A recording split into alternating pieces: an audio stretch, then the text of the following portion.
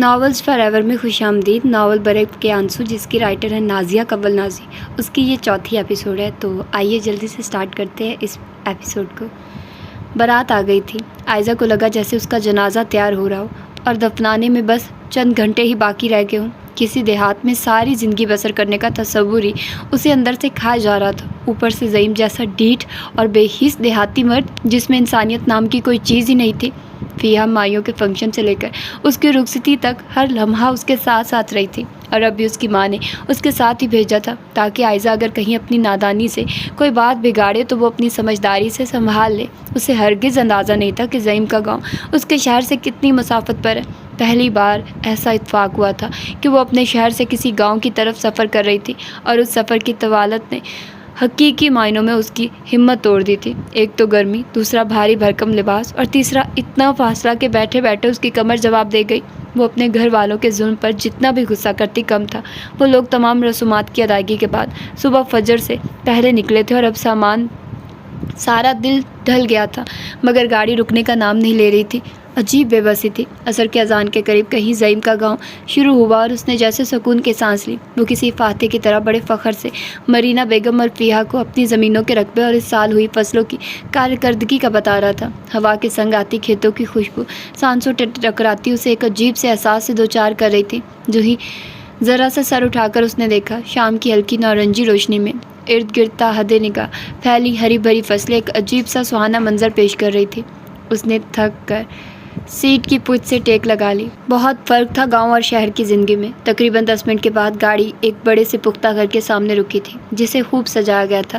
لوگوں کا ایک جمع غفیر جیسے ان کا منتظر کھڑا تھا۔ زعیم جیسے ہی گاڑی سے باہر نکلا سب نے اسے گھیر لیا۔ عائزہ نے اس منظر کو مزید کوفت بھری نگاہوں سے دیکھا تھا۔ زعیم اگلے 2 منٹ کے بعد ہی سب سے معذرت کرتا نماز کے لیے چلا گیا، جبکہ وہ جیسے انسانوں کے جھنڈ کے نرغے میں آ گئی تھی۔ اس نے کبھی انسانوں کا ایسا ہجوم اور وارفتگیاں نہیں دیکھی تھی، تبھی اس کا دل گھبرا رہا تھا۔ البتہ مرینا بیگم اور فیہا ہنوز خوش اور فریش دکھائی دے رہی تھی۔ شاید ان کے لیے یہ سب نیا نہیں تھا۔ مارے تھکن کے عائزہ کی کمر جیسے ٹوٹنے لگی تھی، مگر افسوس وہاں سبھی رسموں میں لگے تھے، کسی کو بھی اس کی تھکن کا احساس نہیں تھا۔ تقریباً 20,000 گز پر مبنی وہ حویلی نما گھر بھی اس وقت وہاں اکٹھے ہوئے بھانت بھانت کے لوگوں کی وجہ سے تنگ پڑ رہا تھا۔ زعیم کی دلہن دیکھنے کے شوق میں عورتیں جیسے ایک دوسرے کو کچل رہی تھی، یوں جیسے وہ کوئی انسان نہ ہو، عجوبہ ہو۔ دور دیوار پر نیا رنگ و روغن ہوا تھا۔ وسیع و عریض صحن میں پیپل اور شہتوت کے گھنے سایہ دار درخت سر اٹھائے کھڑے تھے۔ ایک طرف غسل خانے کے پاس بڑا سا ہینڈ پمپ لگا تھا، اور وہیں سائڈ میں رنگ برنگ خوبصورت پھولوں کی کیاریاں تھیں۔ دوسری رنگ و روغن سے سجی ایک دیوار کے قریب بڑا سا تندور لگا تھا جس سے اٹھتا دھواں اور روٹیوں کی سوندھی سوندھی خوشبو پورے آنگن میں پھیلی ہوئی تھی۔ عائزہ نے سر جھکائے اپنے پہلو میں بیٹھی مرینا بیگم کا ہاتھ زور سے دبا دیا، تبھی وہ اس کی طرف جھکی تھی۔ پھپھو مجھے واش روم جانا اور بہت تھکن بھی محسوس ہو رہی ہے، مجھے لگتا ہے میں بے ہوش ہونے والی ہوں، منمنا کر بہت دھیمے لہجے میں اس نے کہا، تو مرینا بیگم سر ہلا کر رہ گئی۔ اگلے 2 منٹ کے بعد ہی بنا کسی کی پرواہ کیے اسے زعیم کے بیڈ روم میں پہنچا دیا گیا۔ عائزہ کو کمرے میں آتے ہی عجیب سے سکون کا احساس ہوا۔ کمرہ کیا تھا، ایک ریاست تھی جس کے شہر میں کھو کر وہ سب کچھ بھول گئی تھی۔ وہاں گاؤں میں کوئی اتنی شان و شوکت سے بھی رہتا ہوگا، اسے یقین نہیں آ رہا تھا۔ بڑے سے جہازی سائز بیڈ کے اوپر زعیم کی بڑی خوبصورت تصویر لگی تھی۔ عائزہ نہ چاہتے ہوئے بھی ٹھٹک کر اسے دیکھنے لگی۔ بلا شبہ وہ شخص بے حد خوبصورت تھا۔ عائزہ کو اپنی نظریں سامنے موجود سیاہ چمکدار مقناطیسی نگاہوں سے چھڑانی مشکل ہو گئی۔ پہلی بار اس نے زعیم ملک کو دیکھا تھا اور جیسے پتھر کی ہو گئی تھی۔ صرف چند لمحوں کی بات تھی، اور ان چند لمحوں میں وہ جیسے اپنا سب کچھ گوا بیٹھی تھی۔ ایک عجیب سی برق تھی جو اچانک ہی اس کے سارے وجود میں سرایت کر گئی تھی۔ اسے خبر ہی نہ ہوئی کہ محض چند لمحوں میں اس کے ساتھ کیا ہو گیا ہے۔ بامشکل تصویر سے نظریں چرا کر وہ دونوں ہاتھ بیڈ پر ٹکائے ہوئے وہیں بیٹھی تو اس کا دل یک بارگی بہت تیزی سے دھڑکا تھا۔ سامنے لگے بلیک وال کلاک میں چھوٹے چھوٹے ہیرو کی مانند دمکتی سوئیاں رات کے 12 بجا رہی تھی، مگر وہ ابھی تک نہیں آیا تھا۔ عائزہ کا دل اس شخص کے سامنے کا تصور کر کے پھر بے چین ہو اٹھا تھا۔ بھلا وہ شخص کا سامنا کس منہ سے کرے گی؟ پریشانی ہی پریشانی تھی۔ ابھی وہ اسی سوچ میں گم تھی کہ اچانک اس کمرے کا دروازہ ہلکے سے بجا، اور اس کے ساتھ ہی عائزہ کا دل جیسے اچھل کر حلق میں آ گیا۔ یہ راکھ راکھ رتیں اپنی ذات کی قسمت، تم اپنی نیند بچاؤ، تم اپنے خواب چنو، بکھرتی ڈوبتی نبضوں پر دھیان کیا دینا، تم اپنے دل میں دھڑکتے ہوئے حروف سنو، تمہارے شہر کی گلیوں میں سیل رنگ بخیر، تمہارے نقش قدم پھول پھول کھلتے رہیں، وہ راہ گزر کے جہاں لمحہ بھر ٹھہر کے چلو، وہیں پر ابر چکے آسمان ملتے رہیں۔ نہیں ضروری کہ ہر اجنبی کی بات سنو، ہر ایک صدا پر دھڑکنا بھی دل کا ٹھیک نہیں۔ سکوتے حلقہ زنجیر میں کیوں ٹوٹے بھلا، صبا کا ساتھ نبھانا جنوں پر قرض نہیں۔ ہم ایسے لوگ بہت ہیں جو سوچتے ہی نہیں کہ عمر کٹی کس کے ساتھ بیت گئی۔ ہماری تشنہ لبی کا مزاج کیا جانے کہ فصل بخشے موج فرات بیت گئی۔ وہ ایک پل تھا جسے تم نے نوچ ڈالا تھا، وہ ایک صدی تھی کہ بے التفات بیت گئی۔ ہماری آنکھ لہو ہے تمہیں خبر ہوگی، چراغ خود سے بجھا ہے کہ رات بیت گئی۔ رات کے تقریباً 12:15 بجے کا ٹائم تھا جب اس کے کمرے کا دروازہ ہلکے سے نوک ہوا اور وہ جلدی سے سنبھل کر بیٹھ گئی، مگر کمرے میں داخل ہونے والا زعیم نہیں تھا، وہ اس کی بڑی بھابھی نصرت تھی جو دروازہ بھیڑ کر ایک نظر اس کے سجو سبرے روپ پر ڈالنے کے بعد اس کے قریب ہی بیڈ پر بیٹھ گئی تھی۔ فریش ہو جاؤ عائزہ، میں کھانا بھجوا رہی ہوں، کھا لینا۔ اتنے لمبے سفر کے بعد تھکن کے ساتھ ساتھ یقیناً بھوک بھی لگ رہی ہوگی۔ آتے ہی انہوں نے ہدایت جاری کی، نہیں شکریہ، مجھے بھوک نہیں ہے۔ بھوک نہیں ہے پھر بھی تھوڑا سا کھا لینا، زعیم کی کال آئی تھی، ابھی وہ آج رات نہیں آ پائے گا۔ نصرت بھابھی کی قطعی غیر متوقع اطلاع پر اس نے فوراً چونک کر سر اٹھایا، وہ اسے ہی دیکھ رہی تھی۔ عائزہ نے نظر پھیر لی، اسے لگا جیسے زعیم نے اسے اپنی بے عزتی کا بدلہ لیا ہے، مگر زعیم نصرت آپا نے فوراً اس کے اس غلط خیال کی تردید کر دی۔ زعیم کی طرف سے کسی غلط فہمی کا شکار مت ہونا، اصل میں ادھر گاؤں میں زیادہ لوگ پڑھے لکھے نہیں ہیں، اس لیے چھوٹی چھوٹی باتوں کو انا کا مسئلہ بنا کر ایک دوسرے کی جان لے لیتے ہیں، پھر چاہے کتنی ہی اذیت کیوں نہ اٹھانی پڑے۔ عمریں بیت جاتی ہیں مگر جیلوں سے رہائی نصیب نہیں ہوتی۔ ابھی دیکھ لو، تھوڑی سی زمین کے لیے سگے چچا نے اکلوتے بھتیجے کی جان لے لی۔ نصرت آپا بے حد سادہ اور ہمدرد خاتون تھی۔ عائزہ جو پہلے ہی دیہاتی ماحول سے خوف زدہ تھی مزید پریشان ہو گئی، تبھی انہوں نے اسے تسلی دی، پریشان مت ہونا، زعیم شہر گیا ہے، صبح تک آ جائے گا، تم نہا کر سکون سے سو جانا، میں کھانا بھجوا دیتی ہوں، وہ بھی کھا لینا۔ اسے ہدایت کرتی اگلے ہی پل وہ اٹھ گئی تھی۔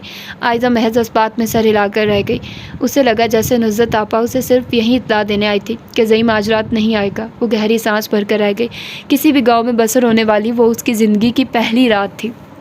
باہر یقیناً بارش ہو رہی تھی اور دور کہیں کسی کھیت سے جھینگروں کے بولنے کی آوازیں بھی مسلسل سنائی دے رہی تھی۔ کبھی کبھی کسی گیدڑ یا گائے وغیرہ کی آوازیں بھی کان میں پڑ رہی تھی، مگر وہ ہر خوف و احساس سے بے نیاز ڈریسنگ ٹیبل کے سامنے کھڑی اپنا زیور اتار رہی تھی۔ ابھی تھوڑی دیر پہلے زعیم کی تصویر کو دیکھتے ہوئے جو چند نرم گرم سے احساسات دل میں بیدار ہوئے تھے وہ بھی چپ چاپ سو گئے۔ نصرت آپا نے کھانا بھجوا دیا تھا مگر عائزہ نے وصول کرنے کے بعد ایک نظر ڈالے بغیر سائڈ میں رکھ دیا۔ اسے اس وقت سوائے سکون کے اور کسی چیز کی طلب نہیں تھی۔ کپڑے تبدیل کرنے کے بعد وہ بیڈ پر آئی تو اسے اپنا کمرہ بے حد یاد آیا، وہ کمرہ جو بچپن سے اس کا اور اینا کا رازدار تھا، جس کے در و دیوار میں ان دونوں کے دکھ اور آنسو چھپے تھے۔ ریان ملک سے شادی کے بعد اینا نے وہ کمرہ چھوڑ دیا تھا مگر عائزہ اب بھی اسے لاک کر کے آئی تھی۔ بچپن سے لے کر اب تک اس نے کبھی اپنی کوئی چیز نہ چھوڑی تھی، نہ کسی کے ساتھ شیئر کی تھی سوائے کمرے اور سندان حسن کے، اس سندان حسن کے جو اسے بھولا نہیں تھا مگر وہ خود اسے بھلانے کے جتن کر رہی تھی۔ سندان کے بعد اسے اینا یاد آئی تھی جسے وہ اپنی ماں سے بھی زیادہ پیار کرتی تھی، جس کا دکھ اور آنسو اسے اندر سے کاٹتے تھے مگر وہ اس کے معاملے میں قطعی بے بس تھی۔ اینا کے بعد آپ ہی آپ اس کا دھیان ریحان ملک کی طرف چلا گیا جو اسے کبھی کسی روپ میں بھی اچھا نہیں لگا تھا، اور صرف ریحان ہی کیا وہ تایا کی ساری اولاد سے خار کھاتی تھی، اور کیوں کھاتی تھی اس کی وجہ خود اسے بھی معلوم نہیں تھی۔ شاید تایا کی حاکمیت تھی جس نے اسے ان کے ساتھ ساتھ ان کے بچوں سے بھی منتفر کر دیا تھا۔ دھیان کے پنچھی جواڑے جو اڑے تو پھر اڑتے ہی چلے گئے، یہاں تک کہ اسے نیند آ گئی۔ زعیم صبح 4 بجے اپنے دوست کا پوسٹ مارٹم کروا کر اس کی ڈیڈ باڈی گاؤں واپس لایا تھا، ساتھ ہی شہر میں اس نے مرحوم کے لواحقین کی جانب سے FIR بھی درج کروا دی تھی۔ ان سب کاموں سے فارغ ہو کر وہ گھر واپس آیا تو صبح ماں جی ہی جاگ رہی تھی، باقی سب تھک کر مدہوش سو رہے تھے۔ ماں جی بھی تہجد کی نماز سے فارغ ہونے کے بعد تسبیح پڑھ رہی تھی، وہ تھکا تھکا سا انہی کی گود میں سر رکھ کر لیٹ گیا۔ ماں جی اس کے کپڑے پر خون کے سرخ دھبوں کا جائزہ لے رہی تھی، یقیناً مرنے والے کا خون بہت بے دردی سے بہا تھا۔ تبھی تسبیح مکمل کرنے کے بعد وہ بولی تھی، شہزاد تو تیرے ساتھ شہر گیا تھا نا پتر، پھر چاچے کے ہاتھ کیسے لگ گیا؟ زعیم نے ان کے سوال سنا اور آہستہ سے پلکیں موند لی۔ وہ شہر سے واپس بھی میرے ساتھ ہی آیا تھا ماں جی۔ مہندی اور بارات کے فنکشن میں اپنے سارے ارمان پورے کیے تھے اس نے، مگر بارات کی واپسی کے بعد میں مسجد چلا گیا اور وہ اپنے گھر۔ اس کے چچا کو کسی نے بتا دیا تھا کہ وہ اکیلا ہے۔ تبھی گھر پہنچنے سے پہلے ہی اس نے اور اس کے بیٹوں نے کھیتوں میں چھپ کر اس کی راہ دیکھی اور پھر اس کے قریب آنے پر بندوق تان لی۔ انہیں چند روز پہلے ہونے والے پانی کے مسئلے پر جھگڑے کا غصہ تھا۔ اسی غصے میں دونوں طرف سے لڑائی شروع ہوئی اور بالآخر میرا دوست زندگی ہار گیا۔ بات مکمل کرتے ہی اس کا لہجہ بھرا گیا تھا۔ ماں جی کی آنکھیں آنسوؤں سے بھر آئیں۔ اللہ بڑا باخبر اور انصاف کرنے والا ہے پتر، اس کی گرفت سے کبھی کسی ظالم کی چھوٹ نہیں ہوگی۔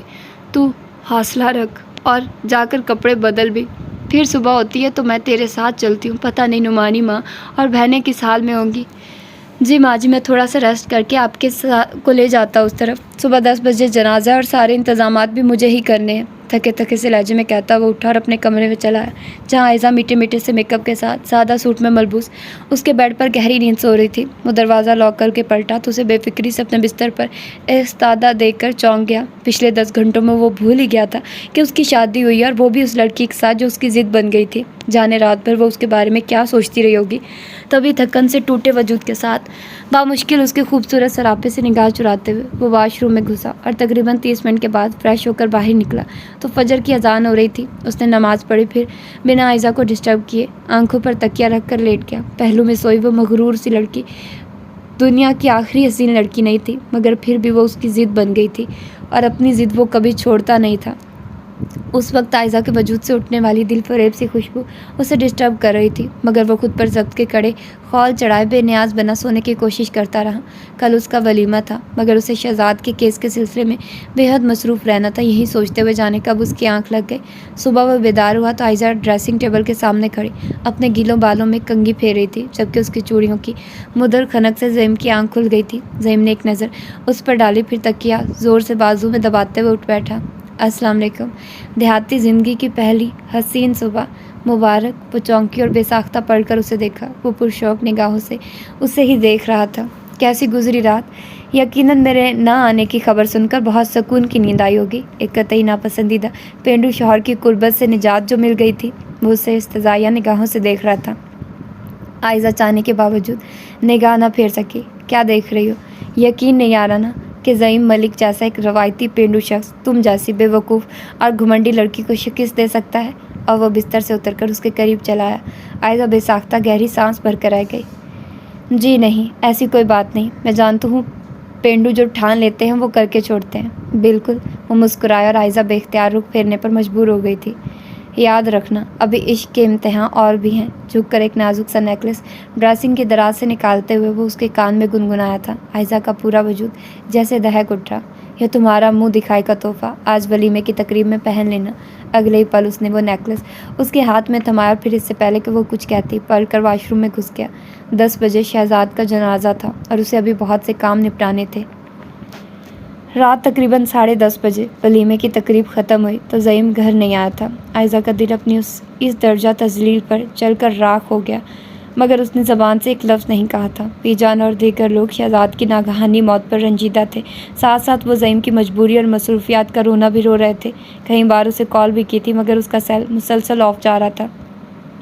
فیہ نے تھوڑی دیر اسے کمپنی دینے کی کوشش کی، مگر وہ چپ کی دیوی بن کر بیٹھی رہی۔ اس کا دل کسی سے بھی بات کرنے کو نہیں چاہ رہا تھا۔ تقریباً 11 بجے کے قریب وہ اپنے کمرے میں واپس آئی تھی۔ مرینا بیگم اور فیہ کھانا کھاتے ہی شہر روانہ ہو گئے تھے۔ اسے ڈھیروں رونا آیا۔ اینا کے بعد اس کے لبوں سے بھی مسکراہٹ جیسے روٹ گئی تھی۔ کپڑے تبدیل کرنے کے بعد بیڈ پر بیٹھ کر گھٹنوں میں سر دیے وہ جانے کتنی ہی دیر تک روتی رہی۔ رات کے تقریباً 3 بجے کا وقت تھا۔ پورا گاؤں پرسکون اور گہری نیند کے مزے لوٹ رہا تھا جب وہ تھکے تھکے بوجھل انداز میں آہستگی سے بیڈ روم کا دروازہ کھول کر کمرے میں داخل ہوا۔ عائزہ پچھلے 4 گھنٹوں سے مسلسل رو رہی تھی۔ آہٹ کی آواز پر اس نے چونک کر دیکھا۔ زعیم کمرے میں داخل ہونے کے بعد اب دروازہ لاک کر رہا تھا۔ اس نے جلدی سے آنکھیں خشک کر لی، مگر وہ اس کی طرف دیکھے بغیر اب بستر پر بیٹھا اپنے پاؤں کو جوتوں کی قید سے آزاد کرنے کی کوشش کر رہا تھا۔ اگلے ہی پل وہ بیڈ پر گرنے کسی انداز میں چاروں شانے چت لیٹ گیا اور یوں ہی لیٹے لیٹے اس نے آنکھیں بند کیے گہری سانس کھینچی تھی۔ وہ شاید اپنے تھکے ہوئے اعصاب کو پرسکون کرنے کی کوشش کر رہا تھا۔ تھوڑی دیر بعد اعصاب کا تناؤ قدرے کم ہوا تو اس کی نظر قریب ہی بیٹھی عائزہ پر پڑی، جس کا وجود اب بھی ہچکیوں کی زد میں تھا۔ کیا ہوا؟ آپ ابھی تک سوئی نہیں؟ نہیں، وہ بولنا نہیں چاہتی تھی مگر بے اختیار اس کے لبوں سے نکل گیا تھا۔ زعیم پہلو کے بل لیٹتے ہوئے دائیں ہاتھ کی ہتھیلی کو تکیہ بنائے مکمل طور پر اس کی جانب متوجہ ہو گیا۔ کیوں؟ پتہ نہیں، وہ اس کے اس طرح دیکھنے سے چڑ گئی تھی، تبھی رخ پھیر گئی۔ باہر بارش شروع ہو گئی تھی اور تیز و تند ہواؤں کا رخ بھی جاری ہو گیا تھا۔ تبھی مویشیوں کے باڑے میں ہونے والی ہلچل اب وہاں بھی سنائی دے رہی تھی۔ زعیم نے موبائل نکالا اور ملازم کو ضروری ہدایات دینے لگا۔ عائزہ اسے مصروف دیکھ کر بیڈ سے نیچے اتر آئی۔ اس کا گلا مسلسل رونے سے بے حد خشک ہو رہا تھا مگر کمرے میں پانی نہیں تھا، جبکہ رات کے اس پہر کمرے سے باہر جانے کی اس کی ہمت نہیں تھی۔ وہ اٹھی اور سامنے کی طرف مویشیوں کے احاطے کی جانب کھلنے والی کھڑکی کے قریب آ کھڑی ہو گئی۔ فقط چند لمحوں میں کھڑکی سے چھن کر آنے والی ہواؤں کے ساتھ بارش نے اسے اچھا خاصا بھگو دیا تھا۔ زعیم ملازم کو ضروری ہدایت دینے کے بعد بیڈ پر نیم دراز ہو گیا۔ مانا کہ شہر میں لوگوں کی رات جلدی نہیں ہوتی، مگر ایسا بھی کیا کہ پوری رات ڈھلنے تک رات کا نشہ ہی ختم نہ ہو۔ تکیہ باہوں میں دبائے وہ اسے دیکھ رہا تھا۔ عائزہ چپ چاپ پلٹ آئی۔ میں نے کبھی نہیں سوچا تھا میری شادی اتنی ڈل اور بورنگ ہوگی۔ میں اپنی زندگی کے اس نئے موڑ پر یوں اچانک سے شہزاد جیسے اپنے ایک عظیم دوست کو کھو دوں گا۔ اب وہ اس کی طرف نہیں دیکھ رہا تھا، اس کی پلکیں بند تھیں۔ عائزہ شاکڈ سی اسے دیکھتی رہ گئی۔ آپ کہنا چاہتے ہیں کہ میں سبز قدم ہوں؟ نہیں، خیر چھوڑو، میرا کمرہ کیسا لگا آپ کو؟ کسی چیز کی کمی تو محسوس نہیں ہوئی؟ ایک لمحے میں وہ بات بدل گیا تھا۔ عائزہ پلکوں میں آئی نمی کو بامشکل پیچھے دھکیلتے ہوئے صوفے پر ٹک گئی۔ نہیں، شکریہ، میں کوشش کروں گا میری زندگی میں آنے کے بعد اب آپ کو کبھی کسی چیز کی کمی محسوس نہ ہو، وہ کہہ رہا تھا اور عائزہ کے اندر دھواں بھرتا جا رہا تھا۔ آپ کی ذرا نوازی کا شکریہ، مگر مجھے اب کسی چیز کی کمی سے فرق نہیں پڑتا۔ آپ پلیز میرے لیے پریشان نہ ہوں۔ جانتا ہوں محبت کو کھو دینے کے بعد ہر شے بیکار لگتی ہے، خواہ کتنی ہی ضروری اور حسین کیوں نہ ہو۔ پلکیں ہنوز بند کیے وہ کہہ رہا تھا جب عائزہ نے بے حد چونک کر اس کی طرف دیکھا۔ اس کا دل اس لمحے بہت شدت سے دھڑکا تھا، جانے وہ کس محبت کے کھو جانے کی بات کر رہا تھا۔ چند پل خاموشی کی نظر کرنے کے بعد وہ پھر بولا، شہر کی لڑکیاں میری کمزوری نہیں ہے، میں شاید کبھی بھی یوں آپ سے زبردستی شادی نہ کرتا اگر آپ سندان حسن جیسے لوفر اور بدنام شخص کے ہاتھوں برباد نہ ہو رہی ہوتی۔ آپ نہیں جانتی مگر میں جانتا ہوں میرے بابا کے آپ کی فیملی کے ساتھ کتنے گہرے مراسم ہیں۔ ملک ہاؤس میں آنے والا کوئی بھی طوفان انہیں پریشان کیے بغیر نہیں گزرتا، اور میں اپنے بابا کو پریشان نہیں دیکھ سکتا۔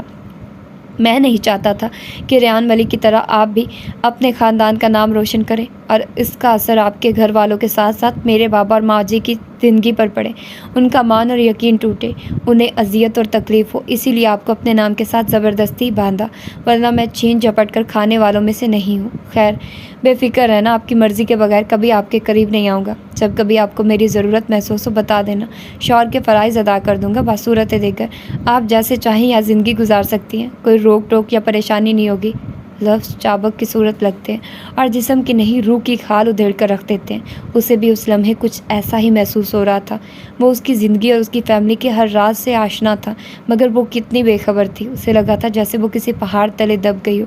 ذرا سی ہمت بھی نہیں رہی تھی اس میں کہ نظر اٹھا کر زعیم کی آنکھوں میں دیکھ لیتی۔ کتنی حیرت کی بات تھی کہ وہ اس کی زندگی کے ہر پہلو سے آشنائی کے باوجود اسے اپنی زندگی میں گھسیٹ لایا تھا، اور اب جانے آئندہ زندگی میں اس کے ساتھ وہ کیا سلوک کرنے والا تھا۔ عائزہ کو وہ ہر لمحہ یاد آنے لگا جن لمحوں میں اس نے زعیم کی بے عزتی کی تھی اور اسے ٹھکرایا تھا۔ کیا سوچا ہوگا اس نے اس کی چوائس کے بارے میں کہ اس کی پسند اتنی گھٹیا نکلی۔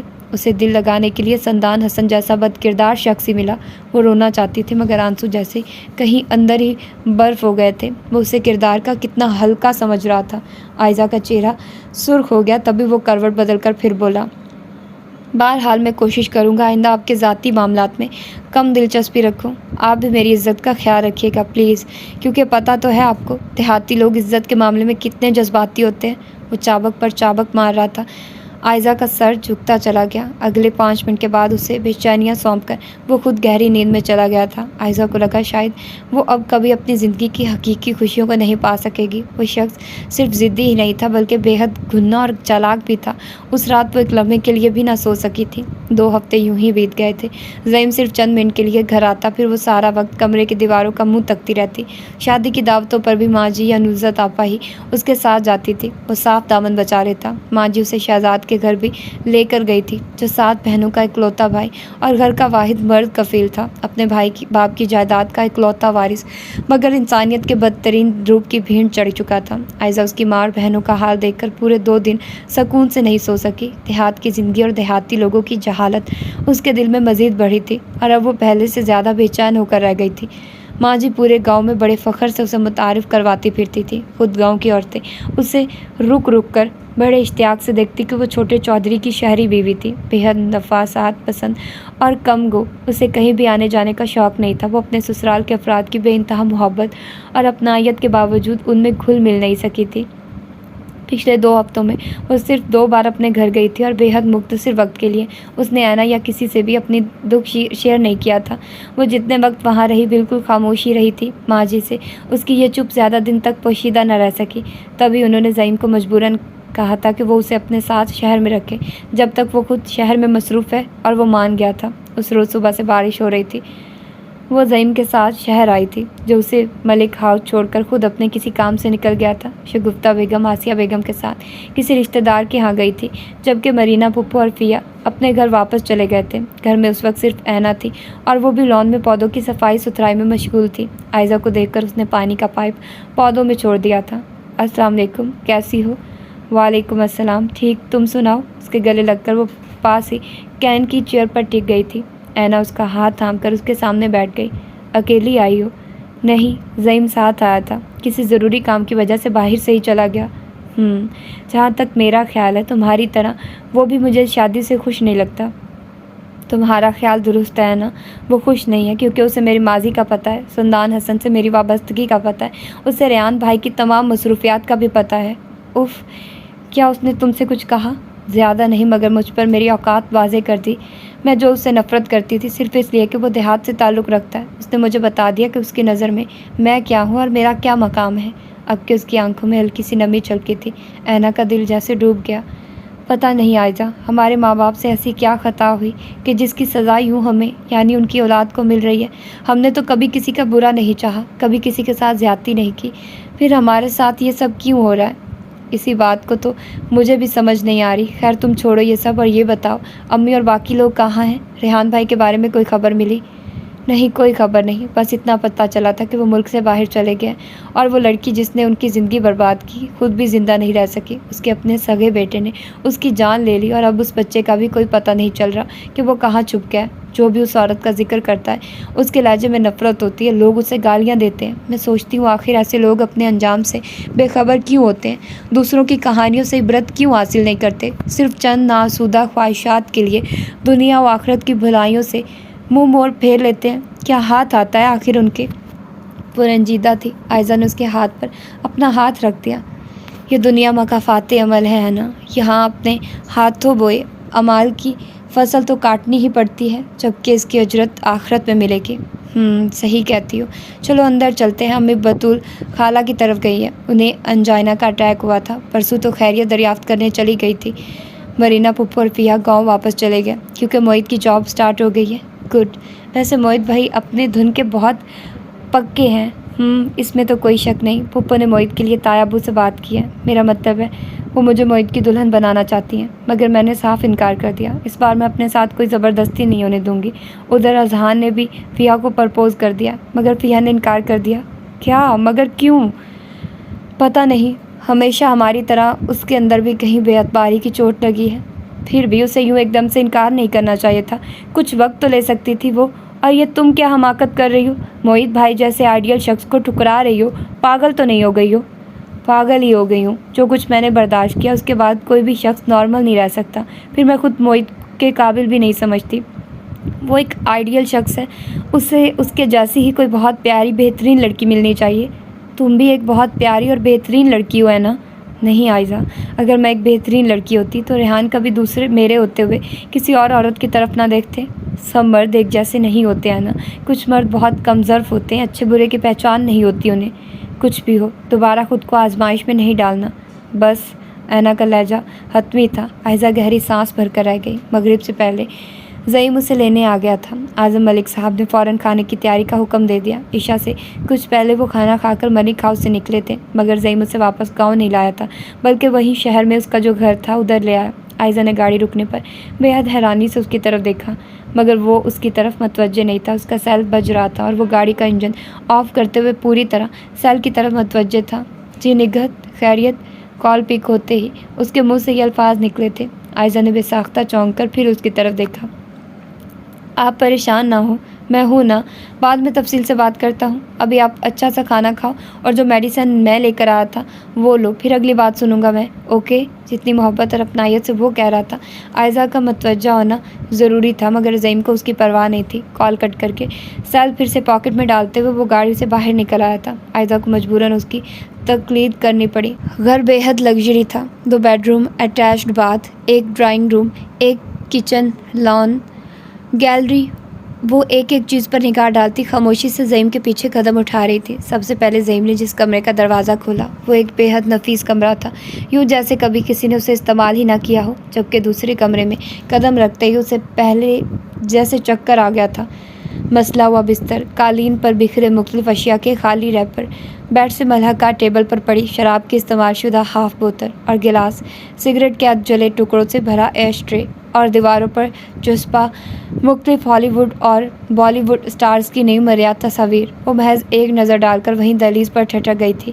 اسے یقین نہیں آ رہا تھا کہ وہ شخص ایسے شوق بھی رکھتا ہوگا۔ زعیم نے شاید اس کے خیالات پڑھ لیے تھے، تبھی وہ ایک نظر بکھرے ہوئے کمرے پر ڈالنے کے بعد پلٹ کر اس کی طرف دیکھتے ہوئے بولا تھا، آئی ایم سوری، اصل میں یہ گھر میرے ساتھ میرا ایک وڈیرا دوست شیئر کر رہا تھا، مجھے اندازہ نہیں تھا کہ یہاں سب یہ ہوگا۔ پچھلے ایک ہفتے سے میں ادھر ٹھہرا بھی نہیں ہوں۔ بہرحال سوری اگین۔ وہ شرمندہ تھا، یہ نظر آنے کی کوشش کر رہا تھا۔ آئزہ نے سر اٹھا کر نہیں دیکھا، تاہم زعیم نے اس وقت وہ سب تصاویر دیواروں سے ہٹا کر پھاڑ دی تھی۔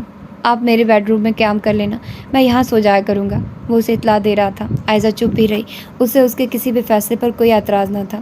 کچن میں نے چیک کر لیا ہے، وہاں ضرورت کی ہر چیز موجود ہے، پھر بھی کسی چیز کی ضرورت ہو تو بتا دینا، میں لا دوں گا۔ اس کی خاموشی پر اس نے پھر پلٹ کر اسے دیکھا تھا، وہ رخ پھیر گئی۔ مجھے کسی چیز کی ضرورت نہیں ہے سوائے سکون کے۔ سوری، وہ میں نہیں دے سکتا، وہ تو انسان کے اعمال ہی اسے دے سکتے ہیں۔ جانتی ہوں، اسی لیے آپ سے ایسی کوئی امید نہیں رکھتی۔ پتہ نہیں میرے لیے اپنا گھر کیسے چھوڑ کر آ گئے آپ۔ آئزہ کے لہجے میں ہلکی سی چبھن تھی۔ زعیم زیر لب مسکرایا۔ آپ کو کیا لگتا ہے میں یہاں آپ کی خواہش پر رہنے آیا ہوں؟ اس کی آنکھیں آئزہ کو صاف اپنا مذاق اڑاتی ہوئی محسوس ہوئی تھی۔ وہ بے ساختہ نظر چرا گئی۔ اگر آپ یہ سمجھ رہی ہیں کہ میں آپ کو یہاں آپ کی خواہش پر لایا تو آپ نہایت خوش فہم و خاتون ہیں۔ آگے بڑھ کر کھڑکیوں کے پردے سمیٹتے ہوئے اس نے اسے مزید ٹیز کیا۔ میں یہاں شہزاد کے کیس کی پیروی اور چند دیگر معاملات کی وجہ سے رکا ہوا ہوں۔ ماں جی اور بابا کا خیال ہے کہ میں یہاں اکیلا ٹھیک طرح سے اپنا خیال نہیں رکھ پاؤں گا، لہٰذا اپنی بیوی کو ساتھ لے جاؤں۔ سو انہی کے حکم پر، ان کی خوشی کے لیے میں آپ کو یہاں لے آیا، مگر یہ قیام مستقل نہیں ہے۔ جیسے ہی میرا کام ختم ہوا ہمیں واپس گاؤں جانا ہے۔ میں کم از کم آپ کے لیے اپنا گھر، اپنی زمین اور اپنے رشتے کبھی نہیں چھوڑ سکتا۔ اس بار اس کا لہجہ قدرے خشک تھا۔ آئزہ کا چہرہ آہانت کے احساس سے سرخ ہو گیا۔ وہ پلٹی اور کمرے سے باہر نکل گئی۔ پیچھے زعیم دیوار سے ٹیک لگائے کھڑا آہستہ سے پلکیں موند گیا۔ اینا کا یونیورسٹی میں ایڈمیشن ہو گیا تھا۔ لاکھ اس نے انکار کیا، گھر والے بھی راضی نہیں تھے، مگر موہت نے اس کے کام کے لیے ایڑی چوٹی کا زور لگا دیا اور بالآخر اپنے مقصد میں کامیاب ہو کر ہی سکون کی سانس لی۔ موہت کے گاؤں سے یونیورسٹی قریب پڑتی تھی، لہٰذا مرینا بیگم اسے اپنے ساتھ گاؤں لے آئی۔ فیہا بھی یونیورسٹی جاتی تھی، اس سے 1 سال سینئر تھی، لہٰذا دونوں میں آہستہ آہستہ خوب دوستی ہو گئی۔ اس روز وہ دونوں لان میں چائے پی رہی تھی جب باتوں باتوں میں اینا نے فیہا سے پوچھا تھا، ایک بات پوچھوں فیہا، برا تو نہیں مانو گی؟ نہیں، کئی سال ہوئے اب میں کسی کی بات کا برا نہیں مانتی۔ کیوں، ایسا کیا ہوا؟ کچھ نہیں، تم بتاؤ کیا پوچھنا چاہ رہی تھی؟ فیہا کے ہاتھ میں زرد گلاب تھا جسے وہ پتی پتی کیے بکھیرے جا رہی تھی۔ اینا گہری سانس بھر کر رہ گئی۔ اوکے، تم نے اذہان کا پرپوزل کیوں رد کیا؟ تمہیں پتہ ہے وہ کتنا نک چڑھا ہے لڑکیوں کے معاملے میں، اب اگر تم اسے پسند آ ہی گئی ہو تو انکار کیوں؟ مجھے اذہان پسند نہیں ہے، نہ ہی میں کسی اور لڑکے میں انٹرسٹڈ ہوں، مگر کیوں؟ پتہ نہیں، بس اب کسی پر اعتبار کرنے کو جی نہیں چاہتا۔ سب مرد ایک جیسے نہیں ہوتے فیہا، اذہان بہت اچھا لڑکا ہے، پلیز اس پر اعتبار کر کے دیکھو۔ اعتبار ہی تو کیا تھا مگر ٹوٹ گیا۔ لڑکیوں کے اعتبار ہمیشہ ٹوٹ جاتے ہیں، پتہ نہیں کیوں۔ فیہا کی آنکھوں میں ہلکی سی نمی چلکی تھی، وہ اپنی ہتھیلیوں کو بغور دیکھتی جلدی سے چہرہ جھکا گئی۔ اذہان ایسا نہیں ہے، اینا نے آہستگی سے کہا۔ فیہا چپ چاپ رخ پھیر گئی۔ میں نہیں جانتی وہ کیسا ہے کیسا نہیں، مگر مجھے اب کسی پر اعتبار نہیں رہا، بس۔ اوکے، موہت کے بارے میں کیا خیال ہے؟ اس کے ساتھ تو کافی شناسائی ہے تمہاری۔ مگر موہت میرا بھائی ہے، اسے میں نے کبھی ایسی نظر سے نہیں دیکھا۔ پھر وہ جنون کی حد تک کسی اور میں دلچسپی رکھتا ہے کیا؟ ہاں یار، میں یہ تو نہیں جانتی کہ وہ لڑکی کون ہے، مگر اتنا ضرور جانتی ہے کہ موہت اس لڑکی کے لیے پاگل ہے۔ میں نے خود اس کے پاگل پن کے مظاہرے دیکھے ہیں۔ وہ اوپر سے جتنا بے نیاز نظر آتا ہے، اندر سے اتنا ہی بکھرا ہوا ہے۔ بہت مشکل سے سنبھالا ہے ماموں نے اسے۔ کیوں؟ کیا وہ لڑکی موہت میں دلچسپی نہیں رکھتی؟ پتہ نہیں، موہت نے کبھی اپنا یہ راز کسی سے شیئر نہیں کیا، مگر پھر بھی میں اتنا ضرور جانتی ہوں کہ اس کی شادی ہو گئی تھی اور وہ موہت کی زندگی سے نکل گئی تھی۔ اوہ ویری سیڈ۔ مجھے آج تک کبھی اس بات کا پتہ نہ چل سکا۔ ممانی کو بھی نہیں پتہ۔ شاید میں اس کے ساتھ نہ رہ رہی ہوتی تو مجھے بھی کبھی اس بات کا پتہ نہ چلتا۔ ویسے دیکھنے میں کیسی ہے وہ لڑکی؟ یقیناً بہت پیاری ہوگی، کیونکہ موہت کی چوائس ہمیشہ آؤٹ کلاس ہوتی ہے۔ یہ تو ہے، مگر میں نے کبھی اس لڑکی کو نہیں دیکھا۔ مجھے بس اتنا پتہ ہے کہ موہت ڈائری لکھتا ہے اور اسی ڈائری میں اس لڑکی کی تصویر ہے۔ کئی بار اس کے کمرے کی کھڑکی سے میں نے اسے اس تصویر سے باتیں کرتے دیکھا ہے، مگر کبھی کچھ پوچھنے کی ہمت نہیں ہوئی۔ وہ گہرا بھی تو بہت ہے نا، مگر دل کا بہت اچھا ہے، بے حد ہمدرد۔ صحیح کہتی ہو ہے نا، میں جب ٹوٹ کر بکھری تھی تو کوئی مجھے سمیٹنے والا نہیں تھا سوائے موہت کے۔ اسی کی دن رات کی کوششوں سے میں نے خود کو بدلا اور کمرے سے نکل کر باہر کی دنیا کو فیس کیا۔ اگر موہت نہ ہوتا تو شاید میں کب کی مر چکی ہوتی۔ پیا کا دل بے حد اداس تھا، مگر اس سے پہلے کہنا جواب میں کچھ کہتی، موہت اذہان کے ساتھ وہیں چلا آیا۔ دونوں گاڑی سے نکلے اور بے حد سنجیدہ چہروں کے ساتھ انہیں سلام کرتے اندر موہت کے کمرے کی طرف بڑھ گئے تھے۔ این اور فیا دونوں بے حد حیرانی کے ساتھ انہیں جاتے ہوئے دیکھتی رہی، کیونکہ آج سے پہلے وہ دونوں کبھی انہیں اتنے سنجیدہ اور پریشان دکھائی نہیں دیے تھے۔ دل یہ کہتا ہے ضبط لازم ہے، ہجر کے دن کی دھوپ ڈھلنے تک، اعتراف شکست کیا کرنا، فیصلے کی گھڑی بدلنے تک۔ دل یہ کہتا ہے حوصلہ رکھنا، سنگ رستے سے ہٹ بھی سکتے ہیں، اس سے پہلے کہ آنکھ بجھ جائے، جانے والے پلٹ بھی سکتے ہیں۔ اب چراغاں کریں ہم اشکوں سے، یا مناظر بجھے بجھے دیکھیں، ایک طرف تو ہے، ایک طرف دل ہے، دل کی مانے کہ اب تجھے دیکھیں۔ سندان نکاح کے بعد اپنے دوست سے مصافحہ کر کے پلٹا تھا جب اس کی نظر سیڑھیوں پر کھڑی پتھر ہوئی زرنگار پر پڑی۔ وہ کتنی حیرانی اور پھٹی پھٹی سی نگاہوں میں حیرت سے اسے دیکھ رہی تھی۔ وہ شخص جو لینڈ لارڈ باپ کا بگڑا ہوا ثبوت تھا، جسے کبھی کوئی لڑکی اپنے قابل لگی ہی نہیں تھی، اب اسی شخص نے اسے شکست دینے کے لیے ایک بے حد معمولی سی لڑکی سے نکاح کر لیا تھا۔ کتنی حیرانی کی بات تھی۔ سندان کی نگاہوں کی تقلید میں عظیم صاحب نے بھی زرنگار کی طرف دیکھا اور پھر فوراً ہی رخ پھیر لیا۔ وہ اب سندان اور حیا پر کہیں نیلے نوٹ پار کر پاس کھڑے گھر کے چوکیدار کو دے رہے تھے۔ اسی رات شہر کے سب سے خوب بڑے ہوٹل میں سندان کے ولیمے کا فنکشن ارینج کیا گیا تھا، اور اس فنکشن میں کوئی ایک شخص بھی ایسا نہیں تھا جو عظیم صاحب اور سندان کو جانتا ہو مگر اسے انوائٹ نہ کیا گیا ہو۔ وہ سب لوگ جو مختلف تقریبات میں زرنگار کی بے حیائی دیکھ کر سندان کی غیرت کا مذاق اڑاتے تھے، آج وہ سب بھی اس تقریب میں موجود تھے اور سندان کے اس اقدام کو سراہ رہے تھے۔ سب یہی جانتے تھے کہ سندان کی بیوی نے بے حیائی سے تنگ آ کر یہ قدم اٹھایا، اور یہ سب کچھ ایسا غلط بھی نہیں تھا۔ اس روز بہت دنوں کے بعد ہلکی ہلکی دھوپ نکلی تھی۔ پچھلے کئی دنوں سے کمرے میں بند زرنگار نے کھڑکی سے پردے ہٹائے تو سامنے ہرے بھرے لان کا منظر دیکھ کر ٹھٹک گئی۔ بلیک مکمل کرتا شلوار میں ملبوس سندان حسن اپنے پیروں پر کھڑا ہونے کی کوشش کر رہا تھا، جبکہ اس کے پہلو میں حیا اسے اپنے باہوں کا سہارا دیے چلنے میں مدد دے رہی تھی۔ دونوں کے چہروں پر اتنی تازگی اور خوشی تھی کہ وہ جیسے پتھر ہوئی چپ چاپ انہیں دیکھتی رہ گئی۔ ان دونوں کے قریب ہی اس کی بیٹی کرسی پر بیٹھی کھیل رہی تھی، جبکہ سندان وقفے وقفے سے جان بوجھ کر لڑکھڑانے کی کوشش کر رہا تھا، جس سے حیا اسے فوراً خود میں سمیٹ لیتی۔ کتنا بھرپور اور مکمل نظارہ تھا۔ وہ چاہتی تو وہ بھی ایسا کر سکتی تھی، مگر وہ بھلا کیوں چاہتی؟ اسے تو انتقام لینا تھا سندان حسن اور اس کے باپ کی زندگی برباد کرنی تھی، مگر زندگی میں ہمیشہ ویسا نہیں ہوتا جیسا آپ چاہتے ہیں۔ کچھ اختیارات اللہ رب العزت نے اپنے ہاتھ میں بھی رکھے ہوتے ہیں۔ اس روز بہت دنوں کے بعد وہ اپنے کمرے سے نکل کر ڈائننگ ٹیبل پر آ کر بیٹھی تھی۔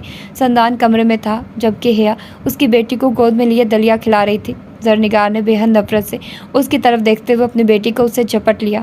خبردار، اگر آج کے بعد تم نے اپنے منحوس وجود کا سایہ میری معصوم بیٹی پر ڈالا تو۔ حیا اس حملے کے لیے تیار نہیں تھی، تبھی گھبرا گئی تھی۔ زرنگار کی آنکھوں سے اس لمحے اسے غصے اور نفرت کی چنگاریاں نکلتی محسوس ہو رہی تھی۔ اس نے خاموشی سے باؤل اٹھایا اور کچن کی طرف بڑھ گئی۔ بے حیا غدار، بدصورت، بد چلن، کاش مجھے پتا ہوتا کہ ایسے بد ارادے لے کر میرے گھر میں گھسی ہو تو پہلے دن سے ہی چٹیاں پکڑ کر باہر نکال دیتی۔ منحوس کہیں کی، وہ اس کی خاموشی پر بھی دھاڑنے سے باز نہیں آئی تھی۔ حیا نے آنسوؤں کو پیچھے دھکیلتے ہوئے پانی کا نل کھول دیا۔ اسی رات سندان کی بیٹی کو تیز بخار نے آ لیا، مگر زرنگار جس آگ میں جل رہی تھی اسے اس آگ میں بچی کے بخار کی بھلا کیا پرواہ ہونی تھی۔ صبح ناشتے سے قبل زرنگار اسے لے کر نیچے آئی تھی۔ سندان نے جیسے ہی بچی کا حال دیکھا وہ اس پر چڑھ دوڑا۔ کیا ہوا میری بیٹی کو؟ یہ آنکھیں کیوں نہیں کھول رہی؟ کیا کیا ہے تم نے اس کے ساتھ؟ کچھ نہیں کیا میں نے، رات سے ہی بخار تھا اسے، مجھے پتہ نہیں چل سکا۔ چل بھی کیسے سکتا ہے؟ تم نہ عورت تو نہ بیوی نہ ماں۔ خبردار اگر آج کے بعد میری بیٹی کو قید کرنے کی کوشش کی تو بہت برداشت کر لیا میں نے، اب اور نہیں کروں گا۔ غصے کی شدت نے اس کی آنکھوں کا رنگ سرخ کر ڈالا تھا۔ زرنگار حیا کے سامنے اپنی اس درجہ تذلیل پر غصے سے پیچ و تاب کھاتی واپس سیڑھیوں کی طرف بڑھ گئی۔ آنے والے دنوں نے اسے مزید شکست سے دوچار کیا تھا۔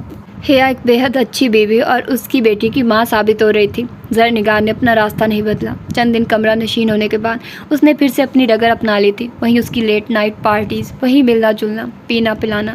حیا اب بھی کسی ملازمہ کی طرح اس کے سارے کام سر انجام دیتی تھی۔ اسی کی کوششوں سے رفتہ رفتہ سندان اپنے پاؤں پر چلنے کے قابل ہو گیا تھا۔ زرنگار جب بھی گھر میں ہوتی اسے بس سندان اور اس کی بیٹی کے ارد گرد پھرتی دکھائی دیتی تھی۔ کبھی اس کے سر میں تیل لگاتی، کبھی اسے منہ دھلاتی، کبھی اپنے ہاتھوں سے ناشتہ کرواتی، کبھی اسے اپنی باہوں کا سہارا دے کر لان میں واک کرواتی ہوئی۔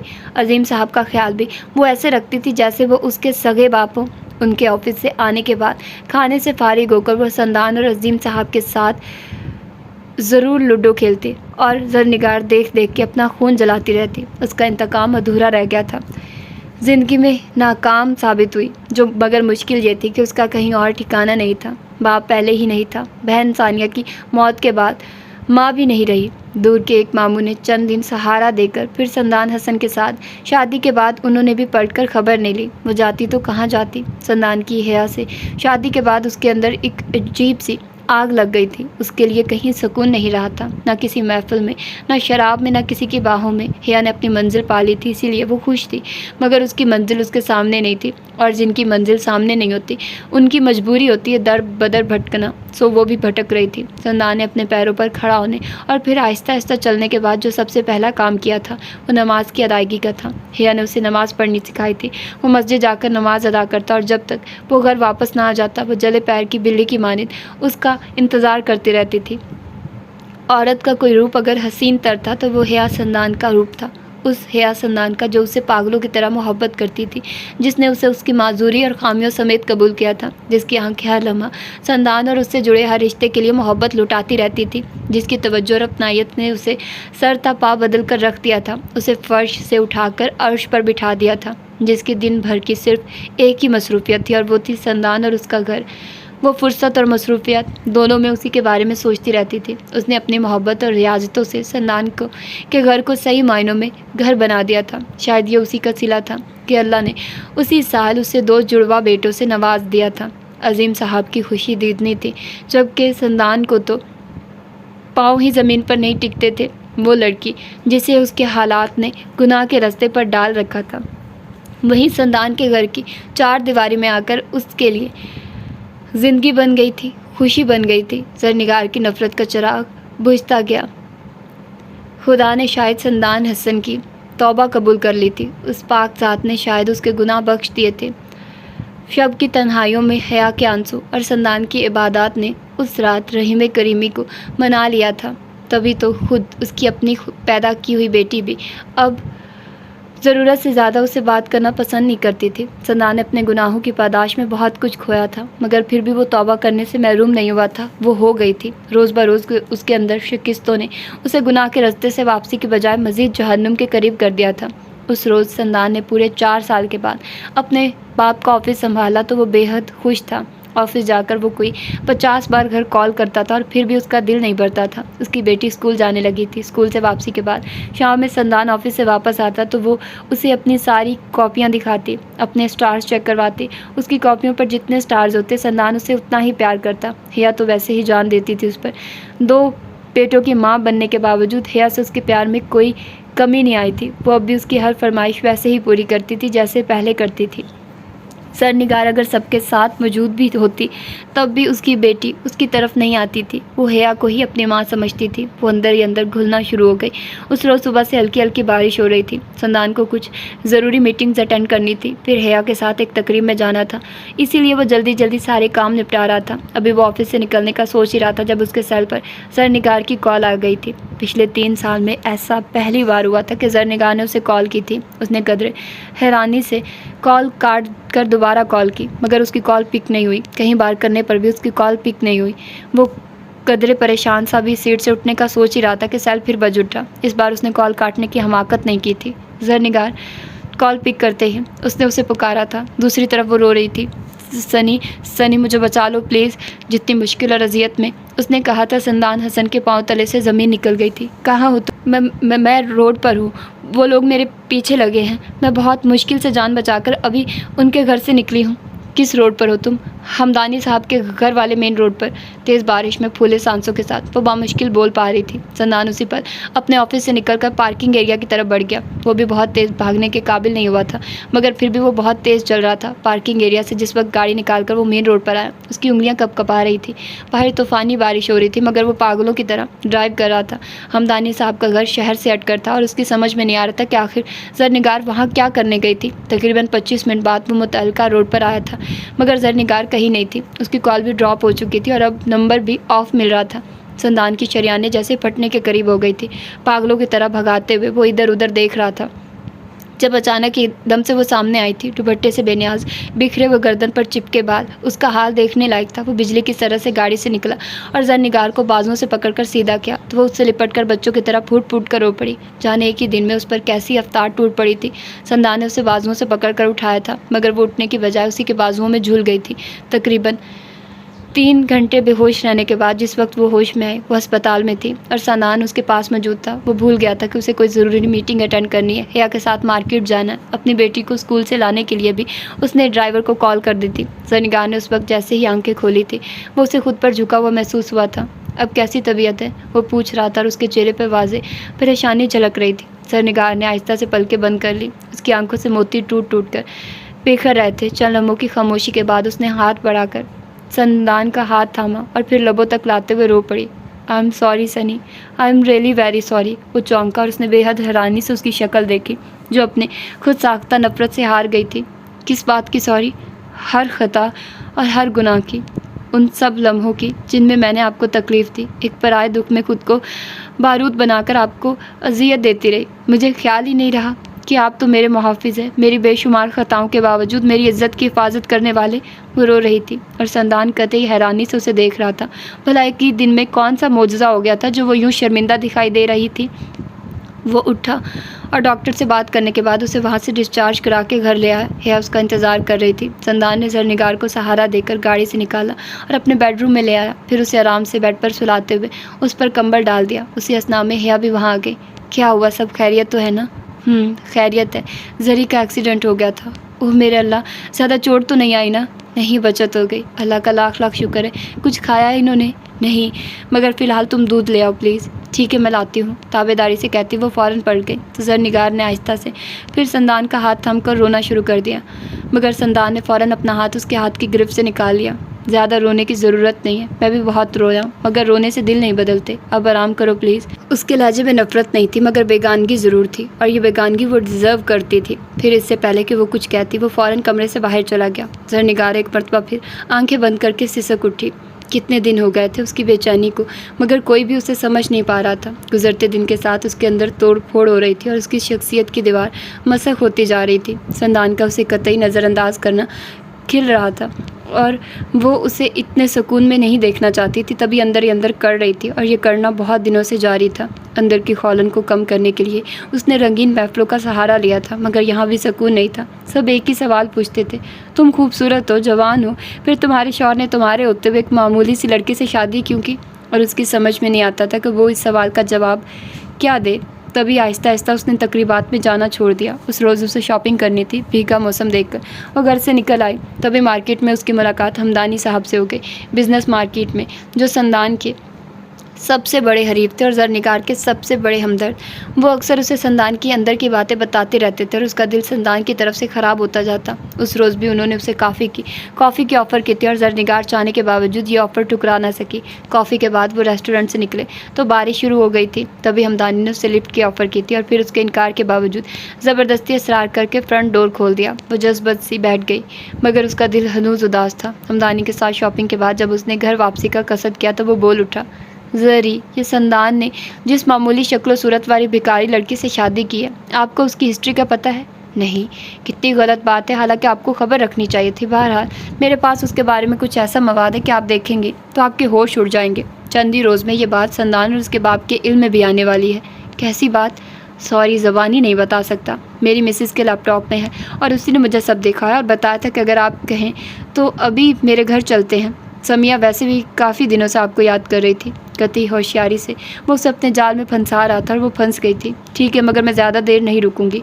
मत रुकना यार, मैंने कौन से कंकड़ चुनवाने हैं। वो मुकम्मल तवज्जो गाड़ी चलाने पर रखते हुए बेनियाज दिखाई देने की कोशिश कर रहा था। ज़रनिगार लब दबाए खिड़की से बाहर देखती रही। गाड़ी पोर्च में पार करने के बाद हमदानी उसे ड्राइंग रूम की बजाय हॉल में ले आया, जो उसके बेडरूम से मलहका थी। गेट पर चौकीदार भी नहीं था और उसकी बीवी समिया भी कहीं दिखाई नहीं दे रही थी। ज़रनिगार को अगर उसकी नीयत पर ज़रा सा भी शक होता तो वो एक लम्हे के लिए भी ना ठहरती। तकरीबात में 1000 लोगों के सामने नादानी के मुजाहरे करना और बात थी, मगर तन्हाई में यूँ किसी मर्द पर एतबार करना उसे पसंद नहीं था। संदान हसन से नफरत और इंतकाम ने उसे गलत रास्तों की तरफ धकेल दिया था, मगर वो जानी नहीं थी, ना ही उसने कभी खुद को तस्कीन देने के लिए अपने जिस्म का इस्तेमाल किया था। उस वक्त भी उसका दिल बेचैनी महसूस कर रहा था जब हमदानी किचन में और बात में झांक कर अपनी बीवी को तलाश करने के बाद उसकी तरफ पलट आया। सॉरी यार, पता नहीं ये समिया बिना बताए कहाँ निकल गई। ठहरो, मैं कॉल करके पता करता हूँ। तुम सुकून से बैठो, मैं कुछ ठंडा भी लाता हूँ। नहीं, इसकी ज़रूरत नहीं है, मैं फिर आ जाऊँगी, अभी देर हो रही है। ओ कम ऑन यार, प्लीज़ बैठो, अभी मुझ पर एतबार ही नहीं है क्या? नहीं, ऐसी बात नहीं है, मुझे अभी घर जाना है, प्लीज़। वो उठ खड़ी हुई थी जब हमदानी ने उसका हाथ पकड़ लिया। किसके लिए घर जाना है? उस शकल के अंधे के लिए जिसे तुम जैसी हसीन और जमील बीवी की कोई कदर नहीं ना हो। मुझे उसकी कोई परवाह नहीं। उसने झटके से अपना हाथ उसकी गिरफ्त से छुड़ाया। तुम्हें ना हो, मुझे है। अगले ही लम्हे हमदानी ने उसे कंधों से पकड़ते हुए अपनी शराफत का चोगा उतार दिया था। ज़रनिगार फटी फटी सी निगाहों से उसे देखती रह गई। उसे यकीन ही नहीं आ रहा था कि हमदानी जैसा संजीदा और बावकार नज़र आने वाला इंसान भला ऐसी गिरी हुई हरकत भी कर सकता है। तभी उसने उसे धक्का दिया और हाथ में पकड़े मोबाइल से संदान को कॉल मिलाई थी। जाने क्यों उस लम्हे उसे उसका ख्याल आया था, मगर संदान ने उसकी कॉल काट दी। अगले ही पल उसका सेल बजने लगा था, मगर इससे पहले कि वो कॉल पिक करती हमदानी ने उसे दबोच लिया। उसे बहुत गंदी गालियाँ दे रहा था। जो औरत चादर और चार दीवारी की अजमत को नहीं समझती, मर्द उसे लाजमन गालियाँ देते हैं, कभी सराम तो कभी तन्हाई में। उसे भी वो मर्द गालियाँ दे रहा था। ज़रनिगार को लगा जैसे उसका दिमाग फरीज हो गया। उसने आज तक जिस्म की नुमाइश करवाई थी, कभी उसे दागदार नहीं किया था, मगर आज उसकी एक छोटी सी गलती उसके जिस्म को दागदार करने जा रही थी और ये उसे किसी सूरत गवारा नहीं था। तभी हमदानी को खींचने पर उसने करीब रखा गुलदान उठाकर उसके सर पर मारा और फिर बिना इंजाम की परवाह किए तेज़ी से बजता सेल उठाकर बाहर गेट की तरफ दौड़ पड़ी। सेल उसके हाथ में बज रहा था, मगर वो भाग रही थी। उसे 1% भी उम्मीद नहीं थी कि संदान उसकी बात सुनेगा, मगर उसने उसकी बात सुनी थी और ना सिर्फ बात सुनी थी बल्कि वो हर बात उसे पुश डालकर उसे मुश्किल से बचाने भी आ गया था। सिर्फ एक लम्हे की बात थी और उस एक लम्हे में वो पत्थर की हो गई थी। वो ना सिर्फ उसे बचाने आया था बल्कि कई घंटे उसने उसके साथ अस्पताल में भी गुजारे थे। उसे तन्हा और लावारिस नहीं छोड़ा था। हालांकि जितना बुरा रवैया वो उसके साथ रखती रही थी, उसे छोड़ना चाहिए था। सिर्फ उसी की वजह से संदान का एक्सीडेंट हुआ था और वो इतने अरसे तक माजूर रहा था। उसी की वजह से उसने अपनी माँ खोई। उसी की बहन को वरगलाने और घर से भगाने वाली वही थी। कितने नुकसान किए थे उसने संदान हसन के। उस शख्स को तो उसके चेहरे पर थूकना भी ना चाहिए था, मगर वो उफ कहे बगैर उसकी इज्जत का भरम रखकर उसे अपने साथ घर ले आया था। संदान को कि उस अच्छाई ने उसे कितनी बड़ी तकलीफ़ और बेचैनी में मुब्तला कर दिया था, ये सिर्फ वही जानती थी। उस वक्त सानिया नसीर का दर्द उसे अपने दर्द से छोटा दिखाई दे रहा था। हिया उसका बेहद ख्याल रख रही थी। उसकी तरफ से जिल्लत उठाकर भी उसने अपने खुलूस में कोई कमी नहीं की थी। उसका अंदर अब भी बांदियों जैसा ही था। वो अब भी उसकी ताबेदार थी। अजीम साहब और संदान घर पर ना होते तब भी वो बार बार उसके कमरे में आती और उसकी हर फरमाइश पूरी करती। अजीम साहब ने अलबत्ता उसे माफ़ नहीं किया था। वो जब भी उनके करीब जाकर बैठती वो वहाँ से उठकर चले जाते। संदान ज़्यादातर खामोश रहता था। वो कमरे में पड़ी पड़ी थक गई तो उसे वो रोज़न याद आ गया जो तमाम थके और भटके हुओं का वाहिद रोज़न था, निजात थी। سندان 5 ٹائم کی نماز کا پابند ہو گیا تھا۔ تبھی اس کے چہرے پر نور آتا جا رہا تھا، اس کے اندر صبر و عاجزی آ گئی تھی۔ اسے یہ دیکھ کر ہی سمجھ میں آ گیا تھا کہ پھلدار درخت جھکا ہوا کیوں ہوتا ہے۔ حیا پہلے سے نماز کی پابند تھی، اسے بھی صبر کرنا آتا تھا، وہ عاجز تھی۔ اللہ جسے اپنے قریب کرتا ہے، پھر اس کے اندر وہ اوصاف پیدا کر دیتا ہے جس سے اس کا بندہ سب کی نظر میں اونچا ہو جائے، محبوب ہو جائے۔ تبھی اسے اللہ رب العزت کی پاک ذات کا وہ ارشاد بھی یاد آیا تھا، اے بندے میرا ہو کر تو دیکھ، سب کو تیرا نہ کر دوں تو کہنا۔ بات اس کی سمجھ میں آ گئی تھی، لہذا اس روز بیٹھے بیٹھے وہ ایک دم سے اٹھی اور واش روم میں جا کر کھڑی ہو گئی۔ اسے وضو کرنا آتا تھا، نماز بھی پڑھنی آتی تھی، وہ کچھ بھی بھولی نہیں تھی۔ بس اس نے ثانیہ کی موت کے بعد اللہ کے پاس جانا چھوڑ دیا تھا، اس سے کچھ بھی مانگنا چھوڑ دیا تھا، اور وہ پاک ذات جس کی صفات میں رحیمی اور کریمی کی کوئی حد نہیں، وہ بھلا صرف مانگنے پر ہی کب دیتا ہے؟ بندہ اسے سجدہ کرے نہ کرے، اسے پکارے نہ پکارے، اس کی رحمت کے خزانے کھلے ہی رہتے ہیں۔ وہ تو انہیں بھی کبھی بھوکھا نہیں سلاتا جو شرک کرتے ہیں، اس کی ذات اور صفات میں کسی اور کو حصہ دار بناتے ہیں، بے جان خود اپنے ہاتھ سے تراشے پتھروں کے سامنے ہاتھ باندھ کر گڑ گڑاتے ہیں۔ پھر وہ رحیم ذات بھلا زرنگار نصیر کو کیسے بے یار و مددگار چھوڑ دیتی؟ وہ بھی تھکی ہوئی بھٹکی ہوئی تھی، اور بھٹکے منہ اور تھکے منہ کو جب زندہ رہنے کا کوئی مقصد نظر نہیں آتا تب وہ نظر آتا ہے۔ زرنگار کو بھی وہ نظر آ گیا، وضو کر کے پورے 5 سال کے بعد جب وہ اپنے رب کے حضور سجدے میں گری، اس کے آنسو نہیں رکتے تھے۔ بے شک سندان گناہ گار تھا، مگر وہ اس کا گناہ گار نہیں تھا۔ اس کا جو بھی معاملہ تھا ثانیہ نصیر کے ساتھ تھا، روز محشر وہیں اس کا گریبان پکڑ سکتی تھی۔ زرنگار کو یہ حق کسی نے نہیں دیا تھا کہ وہ اسے بدلہ لے، اسے برباد کرے۔ بہت سی باتوں کی سمجھ اسے بہت دیر سے آئی تھی، کتنی بار اس نے خودکشی کا سوچا تھا، مگر وہ خود مرنے والی موت کے بھیانک انجام کو نہیں جانتی تھی۔ مرنے کے بعد خود موت کو گلے لگانے والوں کے ساتھ کیا ہونا تھا یہ اسے نہیں پتا تھا۔ وہ تو سارا کھیل بس دنیا کی زندگی کو ہی سمجھے بیٹھی تھی، مگر اس کے رب نے اسے بچا لیا تھا۔ وہ بے خبر تھی، مگر اس کا رب بے خبر نہیں تھا۔ اس نے ہدایت مانگی اور اس کے پاک رحیم و کریم رب نے اسے ہدایت دے دی۔ پہلے حیا اور سندان جس راہ کے مسافر تھے، اب زرنگار بھی اسی راستے پر چل نکلی تھی۔ ہر گزرتے دن کے ساتھ اس کا سفر اسے نئے نئے موڑ سے آشنا کروا رہا تھا۔ وہ دنیا کو بھولتی گئی، سندان حیا، یہاں تک کہ اپنی بیٹی کو بھی بھول گئی۔ یاد رہا تو صرف ایک ہی نام، اللہ۔ وہ جو محفلوں کی زینت تھی پردے میں آ گئی تھی، پر وہ بھی ایسا کہ کوئی نامحرم مرد و عورت اس کے پاؤں کی انگلیاں بھی نہیں دیکھ سکتا تھا۔ صبح وہ گھر سے نکلتی تھی اور دن ڈھلنے کے بعد واپس آتی تھی۔ حیا کو نہیں معلوم تھا کہ وہ کہاں جاتی ہے اور سارے دن کیا کرتی ہے، مگر سندان جان گیا تھا، اور جس روز اس نے جانا تھا وہ ششدر رہ گیا تھا۔ ایک دیا ایسا بجھا ہے مجھ میں، نوحہ گر اب کہ ہوا ہے مجھ میں، عکس در عکس بکھرنا ہے مجھے، جانے کیا ٹوٹ گیا ہے مجھ میں۔ دن بھر شہزاد کے کیس کی پیروی کے سلسلے میں بے حد مصروف رہنے کے بعد اس وقت رات کے تقریباً 11:30 بجے گھر واپس آیا تھا۔ دروازے کی ایک چابی ہمیشہ اس کے پاس رہتی تھی۔ اسے عائزہ کا اپنے لیے انتظار میں جاگنا پسند نہیں تھا، اور وہ جاگی بھی نہیں تھی۔ کچن میں کھانا تیار رکھا تھا، کہیں کوئی بے ترتیبی دکھائی نہیں دے رہی تھی۔ پہلی بار اس نے کچن کو اس قدر صاف ستھرا چمکتا ہوا دیکھا تھا۔ اسے بھوک نہیں تھی، مگر پھر بھی اس نے اپنے لیے کھانا نکال لیا تھا۔ پہلا لقمہ منہ میں رکھتے ہی وہ جان گیا تھا کہ عائزہ کو کوکنگ کے معاملے میں کتنی ماہر تھی۔ کھانا کھانے کے بعد اس نے برتن سنک میں رکھے اور اپنے لیے چائے بنا کر کمرے میں چلا آیا۔ نائٹ بلب کی روشنی میں اس نے عائزہ کو سامنے اپنے بستر پر لیٹے ہوئے دیکھا تھا۔ اسے یاد آ گیا کہ اس نے خود ہی اسے اس کمرے میں سونے کی آفر کی تھی۔ اس کا لیپ ٹاپ بیڈ سے ملحقہ میز پر دھرا تھا۔ سکون سے چائے ختم کرنے کے بعد اس نے کپ اسی میز پر رکھا اور جھک کر لیپ ٹاپ اٹھانے لگا۔ تبھی اس کی نظر قطعی بے ساختگی سے سوئی ہوئی عائزہ کے وجود پر پڑی تھی، اور پھر جیسے وہ وہیں فریز ہو گیا تھا۔ وہ دوپٹے سے بے نیاز کروٹ کے بل گہری نیند سو رہی تھی۔ اس نے اسے ابھی تک ہاتھ بھی نہیں لگایا تھا، مگر اس کے باوجود وہ اس کے جسم کا گداز پن محسوس کر سکتا تھا۔ اس کے بھرے بھرے گال اور گداز گلائیاں اس کی اچھی صحت کا واضح ثبوت تھی۔ اس لمحے بے ساختہ اسے اپنے دل یہ الفاظ یاد آئے تھے، شہر کی لڑکیاں میری کمزوری نہیں، میں شاید کبھی بھی یوں آپ کے ساتھ زبردستی نہ کرتا اگر آپ سندان حسن جیسے لوفر اور بدنام شخص کے ہاتھوں برباد نہ ہو رہی ہوتی۔ خیر بے فکر رہنا، آپ کی مرضی کے خلاف کبھی آپ کے قریب نہیں آؤں گا۔ جب کبھی آپ کو میری ضرورت محسوس ہو بتا دینا، شوہر کے فرائض ادا کر دوں گا، بس صورتیں دے کر آپ جیسے چاہیں یہاں زندگی گزار سکتی ہیں، کوئی روک ٹوک یا پریشانی نہیں ہوگی۔ وہ ایک لمحہ میں سیدھا ہوا، مگر پیشانی پر پسینے کی چھوٹی چھوٹی بوندیں ابھر آئی تھی۔ اس نے اب تک اسے اس نظر سے نہیں دیکھا تھا، مگر آج دیکھا تھا تو اچھی خاصی مشکل ہو گئی تھی۔ وہ مرد تھا اور بہکنا اس کی فطرت تھی، مگر حالات ایسے تھے کہ اسے اپنی نظر اور جذبات پر قابو پانا تھا، ورنہ سارے دعوے دھرے کے دھرے رہ جاتے۔ اس وقت اپنے بستر کی نرماہٹوں سے نظر ہٹا کر دوسرے کمرے میں سونا اس کے لیے کسی امتحان سے کم نہیں تھا۔ اس نے خاص دل گرفتگی کے ساتھ لیپ ٹاپ اٹھایا۔ عین اسی لمحے اس کا سیل بج اٹھا اور عائزہ کی آنکھ کھل گئی۔ زعیم کو اپنے بستر کے قریب کھڑا دیکھ کر وہ جیسے کرنٹ کھا کر اٹھ بیٹھی تھی۔ زعیم ایک لمحے میں سیدھا کھڑا ہو گیا۔ کیا ہوا؟ کچھ نہیں، اس نے گھبرا کر پوچھنے پر اس نے سر داب بھری تھی۔ لیپ ٹاپ ادھر پڑا تھا، وہیں اٹھانے آیا تھا۔ ٹھیک ہے۔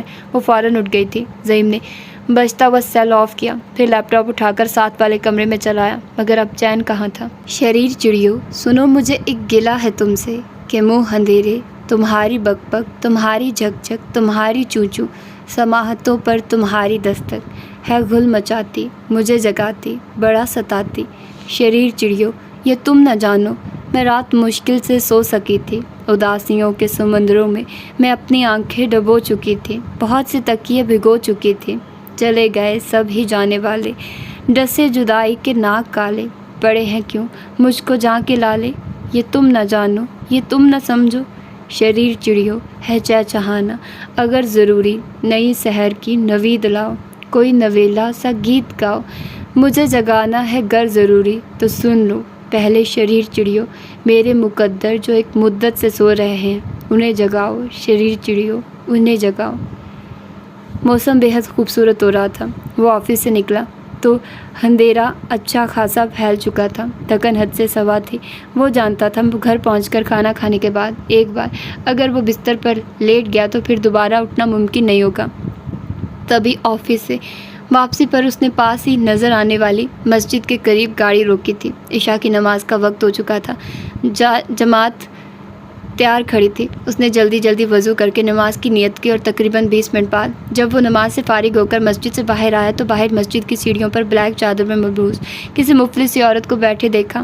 وہ جلدی میں تھا، اسے گھر پہنچنا تھا۔ مسجد کی سیڑھیوں پر یوں نماز کے وقت کسی عورت یا مرد کا بیٹھے ہونا کوئی تعجب والی بات نہیں تھی۔ لوگ بھیک مانگنے کے لیے عموماً مسجد کی سیڑھیوں کا انتخاب ہی کرتے تھے تاکہ نماز سے فارغ ہو کر لوگ جب اپنے گھروں کو لوٹیں تو ان کے پھیلے ہوئے ہاتھوں کو نظر انداز نہ کر سکے۔ مگر وہ بھکاری نہیں تھی۔ وہ ٹھٹکا رک کر اسے دیکھ رہا تھا جو مسجد کی سیڑھیوں پر بیٹھی مسجد سے باہر رکھے نمازیوں کے جوتوں کو نہایت عاجزی کے ساتھ اپنی چادر سے صاف کر رہی تھی۔ وہاں کے لوگ شاید اس کی سعادت اور معمول سے واقف تھے، تبھی ان کا اطمینان ظاہر کرتا تھا کہ انہیں اپنے جوتے چوری ہونے کا ڈر نہیں۔ سندان کے لیے یہ سب بہت انوکھا تھا۔ بمشکل اس سیاہ چادر سے نظر چھڑاتے ہوئے وہ گھر پہنچا جہاں حیا کھانا تیار کیا اسی کی واپسی کا انتظار کر رہی تھی۔ عظیم صاحب گھر پر نہیں تھے، وہ اپنے کسی دوست کی طرف گئے ہوئے تھے۔ اس نے فریش ہو کر حیا کو کھانا لگانے کے لیے کہا۔ تھکن حد سے سوا تھی مگر بھوک بھی بہت لگی تھی، تبھی وہ رغبت سے کھانا کھا رہا تھا جب وہ سر جھکائے گھر میں داخل ہوئی۔ حیا نے سندان سے نظر ہٹا کر اسے دیکھا تھا۔ ہر روز کی مانند آج بھی اس کا پورا وجود سیاہ چادر میں لپٹا ہوا تھا۔ وہ اسے کھانے کے لیے بلانا چاہتی تھی مگر جانتی تھی کہ وہ ان کے ساتھ کھانا نہیں کھائے گی، تبھی گہری سانس بھر کر رہ گئی تھی۔ سندان بنا اس پر کوئی نظر ڈالے رغبت سے کھانا کھانے میں مصروف رہا۔ اگلے روز وہ آفس کے لیے تیار ہو رہا تھا جب وہ اس کے بیڈ روم میں آئی تھی۔ پچھلے 3 ماہ میں پہلی بار ایسا ہوا تھا کہ وہ یوں خود سے اس کے اور حیا کے بیڈ روم میں آئی ہو۔ تبھی ڈریسنگ ٹیبل کے آئینے میں اس کا عکس دیکھتے ہوئے بے ساختہ وہ پلٹا تھا۔ حیا اس وقت کچن میں تھی اور بیٹھی اسکول جانے کے لیے تیار۔ اسے دیر ہو گئی تھی، وہ زیادہ دیر رک نہیں سکتا تھا مگر پھر بھی وہ اس کے سامنے آ کھڑا ہوا۔ زرنگار نے صرف ایک نظر اٹھا کر اسے دیکھا اور پھر سے نظر جھکا لی۔ السلام علیکم، میں جانتی ہوں میں آپ سے کچھ بھی مانگنے کی حقدار نہیں ہوں، پھر بھی مجھے کچھ پیسے چاہیے، میں جلد لوٹا دوں گی۔ جتنے دھیمے لہجے میں عاجزی کے ساتھ اس نے درخواست کی تھی وہ حیران رہ گیا تھا۔ کتنے پیسے؟ 10,000۔ سندان جانتا تھا وہ اسے کم نہیں مانگ سکتی تھی، اس کی ضرورتوں کا اسے بہت اچھی طرح سے علم تھا، مگر پھر بھی ہمیشہ کی طرح اپنی ذمہ داری سمجھتے ہوئے وہ پلٹا اور دراز سے چیک بک نکال کر اس نے اس پر 10,000 کا اماؤنٹ درج کر کے اسے تھما دیا۔ یہ لو، فی الحال میرے پاس کیش نہیں ہے۔ شکریہ۔ چگمگاتی نگاہوں سے سندان کی طرف دیکھتے ہوئے وہ مسکرائے اور پھر نرمی سے چیک تھامتے ہوئے فوراً واپس پڑ گئی۔ سندان کو اس وقت اس کی شخصیت میں بہت بڑی تبدیلی کا احساس ہوا تھا۔ وہ بہت سادہ کپڑوں میں ملبوس تھی، اس کے پیروں میں اس وقت بہت معمولی سی سادہ چپل تھی، ہمیشہ کی طرح اس کی خمدار بھویں ترشی ہوئی نہیں تھی۔ چیک تھامتے وقت اس نے جو دایاں ہاتھ آگے کیا تھا اس کے ناخن بھی بڑے ہوئے نہیں بلکہ ترچھے ہوئے پالش سے پاک تھے۔ سندان کو اس کے چہرے پر بے حد تازگی اور سکون محسوس ہوا تھا۔ وہ جب کمرے میں داخل ہوئی تھی تو اس کا پورا وجود سیاہ چادر سے ڈھکا ہوا تھا۔ وہ بے ساختہ چونک اٹھا۔ یہ چادر اس نے پہلے بھی کہیں دیکھی تھی مگر کہاں، یہ اسے یاد نہیں آ رہا تھا۔ اس روز پورا دن آفس میں کام کے دوران بار بار وہ اس کے دھیان میں آتی رہی۔ شام میں آفس سے واپسی کے بعد لان میں عظیم صاحب کے ساتھ شام کی چائے پیتے ہوئے وہ ان سے کہے بغیر نہیں رہ سکا تھا۔ پاپا، آپ نے کچھ محسوس کیا؟ زرنگار کتنی بدل گئی ہے؟ اچھا، کیسے بدل گئی ہے؟ مجھے تو محسوس نہیں ہوا۔ وہ بدل گئی ہے پاپا، کتنے دن ہوئے اس نے گھر میں کوئی ہنگامہ نہیں کیا، بہت چپ چپ اور سادہ رہنے لگی ہے۔ تو یہ کون سی بڑی بات ہے؟ حیا بیٹی نے جس طرح سے گھر سنبھالا ہے، کیا اس کا ہنگامہ کرنا بنتا ہے؟ یہ تو تمہاری اعلیٰ ظرفی ہے جو عورت کی حیثیت سے اس کا بدترین روپ دیکھنے کے باوجود تم نے اسے بنا طلاق دیے گھر سے باہر نہیں نکالا، ورنہ تمہاری جگہ کوئی اور ہوتا تو اب تک شاید کب کا اسے مار کر دفنا چکا ہوتا۔ نہیں پاپا پلیز ایسا مت کہیے، اس نے وہی کیا جو میں کرتا تھا، اللہ نے اس کی صورت میرے اعمال مجھ تک لوٹائے تھے۔ اگر آپ لوگوں نے مجھے مار کر نہیں دفنایا تو میں اسے مار کر دفنانے والا کون ہوتا ہوں؟ اگر میرے لیے مرد ہو کر معافی کی گنجائش ہے تو اس کے لیے بھی ہونی چاہیے پاپا، پہلے ہی بہت کچھ غلط ہو چکا ہے، اب اور نہیں۔ مگر وہ کبھی سدھر سکتی ہے، یہ توقع مت کرنا۔ جس عورت کو ایک بار برائی کی عادت پڑ جائے وہ پھر کبھی تائب نہیں ہوتی۔ دیکھ لو اب بھی وہی معمول ہے، اس کا صبح گھر سے نکلتی ہے اور شام ڈھلے عشاء کے بعد بے شرموں کی طرح منہ اٹھائے گھر میں داخل ہو جاتی ہے، کوئی پوچھنے والا نہیں، روکنے ٹوکنے والا نہیں، پتہ نہیں سارا دن کہاں کہاں آوارہ پھرتی رہتی ہے۔ عظیم صاحب کے لہجے میں زرنگار کے لیے حقارت تھی، اور شاید ٹھیک ہی تھا، کیونکہ اس کی مصروفیات جو اب تک ان کی نظر میں رہی تھی کچھ خاص اچھی نہیں تھی۔ تبھی وہ گہری سانس بھر کر رہ گیا تھا۔ اس کے دونوں بیٹے اب پاؤں پاؤں چلنے لگے تھے۔ حیا ان دونوں کا بے حد خیال رکھتی تھی۔ سندان بھی روز آفس سے واپسی کے بعد اسے کہیں نہ کہیں گھمانے لے جاتا، کبھی وہ ڈنر یا شاپنگ کے لیے نکل جاتے۔ جب سے اس کی چھوٹی بہن گھر سے بھاگی تھی، بڑی کے سسرال والوں نے اس پر پابندی عائد کر دی تھی کہ وہ ہرگز اپنے باپ بھائی کے گھر نہیں جائے گی۔ تبھی وہ دونوں کبھی کبھار خود ہی اسے مل آتے تھے۔ اس روز بھی وہ کچھ ایسے ہی ارادے سے گھر سے نکلے تھے۔ زرنگار گھر پر تھی مگر اپنے کمرے میں بند تھی۔ حیا نے اپنے دونوں بیٹوں کو دودھ پلا کر سلا دیا۔ اس کی بیٹی عظیم صاحب کے ساتھ کھیل رہی تھی۔ تبھی وہ دونوں مطمئن ہو کر گھر سے نکل آئے تھے۔ ان کا ارادہ پہلے کچھ شاپنگ کر کے پھر بہن کی طرف جانے کا تھا، مگر شاپنگ کے بعد جیسے ہی وہ مین سڑک پر آئے کسی نے ان پر اندھا دھند فائرنگ کر دی۔ سندان کی سمجھ ہی نہیں آیا کہ یوں اچانک ایک دم سے بھلا کیا ہوا ہے۔ موٹر سائیکل پر سوار کچھ بھیانک سے اشکال کے دو لڑکے بنا کسی کی پرواہ کیے ادھر ادھر اندھا دھند گولیاں برساتے ہوئے جا رہے تھے، اور انہی گولیوں کی زد میں ان کی گاڑی بھی آ گئی تھی۔ سندان کے بازو میں گولی لگی تھی، جبکہ گاڑی کی ونڈو توڑتے ہوئے دو گولیاں بڑی تیزی سے حیا کی کمر اور ٹانگ میں پیوست ہو گئی تھی۔ وہ اس اچانک افتاد پر چلائی تھی، جبکہ سندان نے بنا زخم اور تکلیف کی پرواہ کیے گاڑی تیز رفتاری سے بھگائے اور ٹھیک 20 منٹ کے بعد ایک قریبی پرائیویٹ ہسپتال کے سامنے روکی تھی۔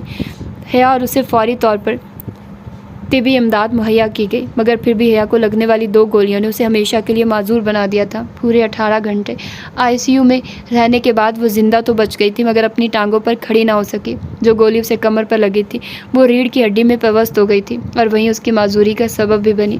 زرنگار کو جب یہ تک خبر ملی، سندان تمام معاملات سنبھال چکا تھا۔ اس کے بازو میں لگی گولی زیادہ گہرائی تک نہیں گئی تھی، تبھی بچت ہو گئی تھی۔ 2 دن ہسپتال میں گزارنے کے بعد تیسرے روز جب وہ گھر واپس آئے، سندان کی آنکھیں بے حد اداس تھی۔ ایک کے بعد ایک دل پر لگنے والے زخموں اور حالات نے اسے اندر سے توڑ کر رکھ دیا تھا۔ خود عظیم صاحب بھی بہت رنجیدہ تھے۔ حیا کی تکلیف اور اس کا حال ان سے دیکھا نہ جاتا تھا۔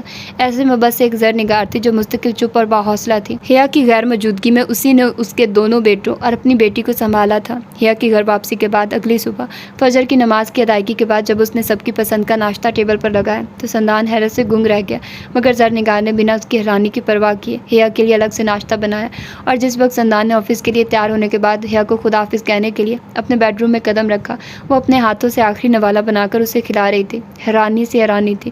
سندان بامشکل بے ہوش ہوتے ہوتے بچا تھا۔ زرنگار کا یہ روپ اس کے لیے قطعی حیران کن تھا۔ بھلا وہ اتنی اچھی گھریلو خاتون اور ایک خدمت گزار بیوی کیسے ہو سکتی تھی؟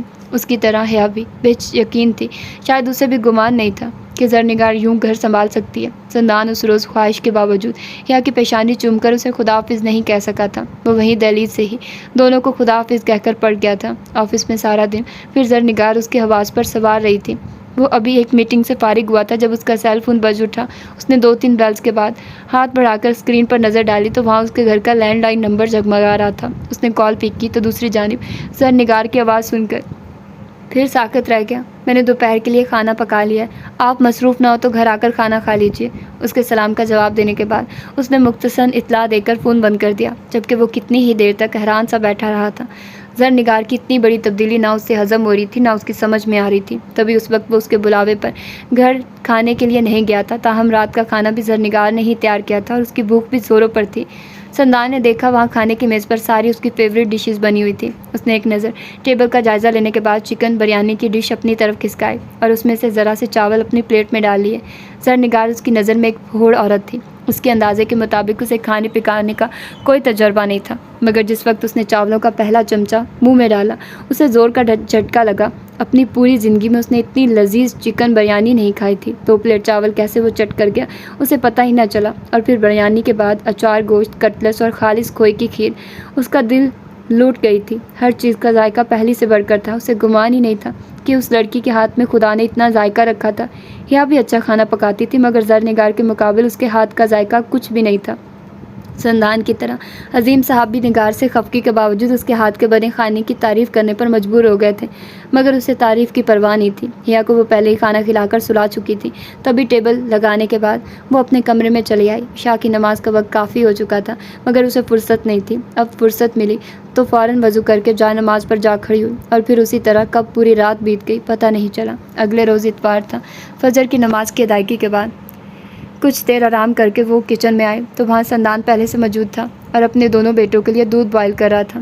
السلام علیکم، آہٹ کی آواز پر اس نے پیچھے پڑھ کر دیکھا، اور پھر زرنگار کے سلام کرنے پر اسے چند لمحوں تک ایک ٹک دیکھتا رہا۔ وعلیکم السلام، آپ ہٹیں، میں بوائل کر دیتی ہوں دودھ۔ نہیں، اس کی ضرورت نہیں ہے، پہلے ہی کل آپ نے اپنی مصروفیات ترک کے گھر کو اتنا ٹائم دیا، میں بہت شکر گزار ہوں۔ آج انشاءاللہ نئی ملازمہ آ جائے گی، تب تک میں ہینڈل کر سکتا ہوں۔ ٹھیک ہے، سندان کی اطلاع پر بنا کوئی بحث کیے وہ خاموشی سے واپس پلٹ گئے۔ وہ اپنا سر پیٹ کر رہ گیا کہ کچھ ہی دیر کے بعد جب وہ حیا کو دوا کھلا کر باہر لان میں آیا تو اس نے زرگار کو سیاہ چادر میں ملبوس گھر کا گیٹ پار کرتے ہوئے دیکھا تھا۔ ایک لمحے کے لیے اس کا اندر جلا، اور پھر جیسے وہ چونک اٹھا۔ یہ چادر اس نے کہیں دیکھی تھی، اور کہاں دیکھی تھی اسے ایک دم سے یاد آ گیا۔ اس روز خدا کے گھر کی سیڑھیوں پر بیٹھی سیاہ چادر میں لپٹی نمازیوں کی جوتیاں صاف کرتی وہ عورت کوئی اور نہیں، زرنگار نصیر تھی۔ وہ زرنگار نصیر جس کی بہن کی زندگی اور عزت کو اس کی فریبی محبت کا ناک ڈس گیا تھا، جو اسے اپنی مری ہوئی بہن کی بربادی کا انتقام لینے کے لیے اس کی زندگی کا حصہ بنی تھی، جسے صرف اور صرف اس کی ذلت اور اذیت درکار تھی، اور اس کے لیے اس نے خود کو گناہ کی محفلوں کی زینت بنا لیا تھا، بنا اللہ کی ناراضی اور اپنے نقصان و انجام کی پرواہ کیے۔ جس نے خاردار رستوں پر سفر شروع کر دیا تھا جو اس کے لیے ایک سزا بن گئی تھی، وہی زرنگار نصیر اب مسجد کی سیڑھیوں پر اللہ کے مہمانوں کی جوتیاں صاف کر رہی تھی۔ اس کے ہاتھ سے پانی کا پائپ چھوٹ گیا۔ تقریباً 10 منٹ کے بعد ٹرانس کی کیفیت سے نکل کر اس نے گاڑی نکالی اور اس کے پیچھے نکل پڑا۔ وہ جاننا چاہتا تھا کہ بدلی ہوئی زرنگار کا پورا دن گھر کی 4 دیواری سے باہر کن کاموں میں صرف ہوتا ہے۔ ایک طرح سے وہ اس کی جاسوسی کر رہا تھا، اور پھر کچھ ہی دیر کے بعد وہ اسے مل گئی، اسی سادہ سی سیاہ چادر میں ملبوس وہ سلاب صدقان کی عارضی پناہوں گاؤں میں کھانا تقسیم کر رہی تھی۔ وہاں اس کے ساتھ کچھ اور بھی لڑکیاں تھیں، مگر سندان نے انہیں پہلے کبھی نہیں دیکھا تھا، اس لیے وہ اس کے لیے اجنبی تھی۔ شاید ان سب لڑکیوں کا ایک ہی گروپ تھا جو کسی فلاحی تنظیم سے وابستہ تھا، یا پھر وہ اپنے طور پر یہ سب کر رہی تھی، مگر جو بھی تھا وہ بہت قابل ستائش تھا۔ قدرتی آفات کے شکار، پریشانی اور مصیبت میں گھرے ان لوگوں کی مدد کرنا بہت بڑی نیکی تھی۔ وہ کتنی ہی دیر تک چھپ کر اسٹیئرنگ پر ہاتھ جمائے چپ چاپ اسے دیکھتا رہا، جو خود نہیں بدلی تھی بلکہ اللہ نے اسے بدل دیا تھا، اور صرف اسے ہی کیا، اس کی تو ساری زندگی ہی بدل گئی تھی۔ ریحان ملک نے خودکشی کر لی تھی۔ اذہان کو ای میل پر اس کی طرف سے آخری پیغام موصول ہوا تھا، اور پھر جیسے اس کی آنکھوں کے سامنے اندھیرا چھا گیا، ٹھیک 2 گھنٹے بعد اس کی موت کی تصدیق بھی ہو گئی تھی۔ اذہان اور معید جس وقت کمرے سے نکل کر دوبارہ لان سے گزرے، ان کی آنکھوں میں پھیلی ویرانی واضح محسوس کی جا سکتی تھی۔ وہ دونوں چند لمحوں کے لیے اینا اور فیہا کے پاس رکے تھے۔ تمہارے لیے خوشخبری ہے اینا، اذہان نے ضبط سے لب بھینچتے ہوئے کہا تھا، جبکہ اس کی آنکھوں میں فوراً نمی چھلکی تھی۔ اینا پریشان سی اٹھ کھڑی ہوئی، جبکہ اس کا دل بے ساختہ زور سے دھڑکا تھا۔